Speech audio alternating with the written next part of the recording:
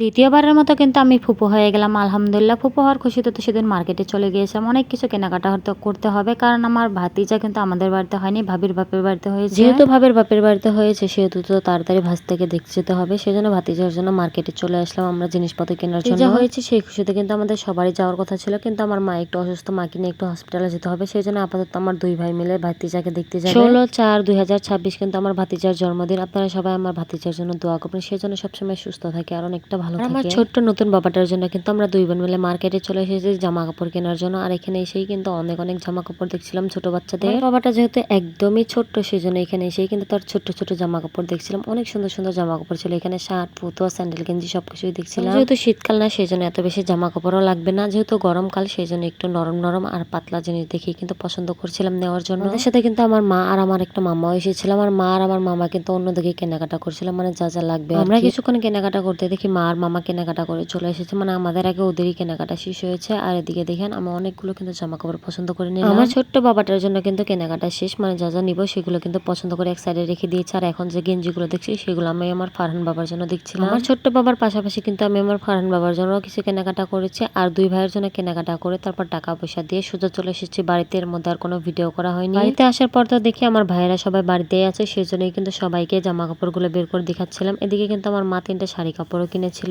ওদিকে দেওয়ার জন্য। সবকিছু হাতে হাতে দেখছিলাম ঠিকই, কিন্তু আমার ছোট্ট বাবাটার জন্য আমার অনেক খারাপ লাগছিল, কারণ আমাদের ইচ্ছে ছিল যে ভাইস্তা হওয়ার সাথে সাথেই কিন্তু আমরা দেখতে যাবো। আর প্রথম কথা হচ্ছে আমরা কিন্তু কেউই জানতাম না যে আমাদের ভাতিজা হবে। আমরা সবাই জানতাম হয়তো ছেলে মেয়ে যেটাই হোক একটা হবে, আর যেটাই হোক সেটাতেই আমরা অনেক বেশি খুশি। আর আমার বড় ভাই কিন্তু দ্বিতীয়বারের মতো পুত্র সন্তানের বাবা হয়ে গেছে আলহামদুলিল্লাহ। সবকিছু কেনাকাটা করে নিয়ে চলে এসেছি, সেজন্য আমার মা আমাকে বলে সবকিছু যেন আমি সুন্দর করে গুছিয়ে ব্যাগে ভরে দেয়, কারণ আমার দুই ভাই যেহেতু যাবে ওরা তো ছেলে মানুষ এত কিছু বুঝবে না। কিন্তু সকাল সকালে ওদেরকে সমস্ত কিছু গুছিয়ে দিয়ে এক্ষুনি মাকে নিয়ে হসপিটালে চলে যাবো। মানে একদিক দিয়ে আমার ভাইরা চলে যাবে আমার ভাবির বাড়ি, তার আমরা অন্যদিকে হসপিটালে যাবো। হসপিটালে গেলে কিন্তু একটু সকাল সকালে যেতে হয়, কারণ ডক্টরের কাছে গেলে কিন্তু অনেক সময়ের প্রয়োজন। আর আমার ভাইরা কিন্তু বেশি দূর যাবে না, মানে গাজীপুর থেকে তারা যাবে টাঙ্গাইল। এই যে আমার ভাতিজা হওয়ার খুশিতে আপনারা সবাই মিষ্টি মুখ করে নেন, সবাই একটা একটা মিষ্টি নিয়ে নেন হাতে। দেখতে দেখতে ওদিক দিয়ে কিন্তু আমার সবকিছু গোছগাছ করা শেষ, মানে চিরা, তাল মিশ্রি, তেল, সাবান, শ্যাম্পু, হুইল পাউডার যা যা লাগবে সবকিছুই কিন্তু প্যাকেট করে দিয়েছি। এখন শুধু মিষ্টিটা প্যাকেট করে দেওয়া বাকি, সেই জন্য কিন্তু আমি এক করে মিষ্টিগুলো ব্যাগে ভরে নিচ্ছিলাম। আর সবকিছু গোছগাছ করে দিয়ে আমরা এক্ষুনি কিন্তু হসপিটালে চলে যাবো। আমার মা কিন্তু ভাইদের বলছিল একটু তাড়াতাড়ি যেন বাসা থেকে বের হয়, মানে সকাল সকাল বের হলে দুপুরের মধ্যে তারা বাড়িতে পৌঁছে যাবে। জিনিসপত্র তাদেরকে বুঝিয়ে দিয়ে এই যে দেখেন আমি আর আমার মা কিন্তু বাসা থেকে বের হয়ে পড়ছি হসপিটালে যাওয়ার উদ্দেশ্যে। দেখতে দেখতে কিন্তু হসপিটালে চলেও আসলাম। আমার মাকে ডাক্তার দেখাতে দেখাতে কিন্তু একদম সন্ধ্যা হয়ে গেছে, আর আমরা সন্ধ্যাবেলা বাড়িতে চলে এসেছি। আর বাড়িতে এসে তো দেখি আমাদের কাছে সুন্দর সুন্দর ফুল ফুটেছে। ফুলগুলো দেখতে কতটা সুন্দর লাগছিল তাই না? আমার এই ছোট্ট ভিডিওটা আপনাদের কাছে কেমন লেগেছে সেটা কিন্তু অবশ্যই কমেন্ট করে জানাবেন। দেখা হচ্ছে পরবর্তী ভিডিওতে, সে পর্যন্ত ভালো থাকেন, সুস্থ থাকেন, আল্লাহ হাফেজ।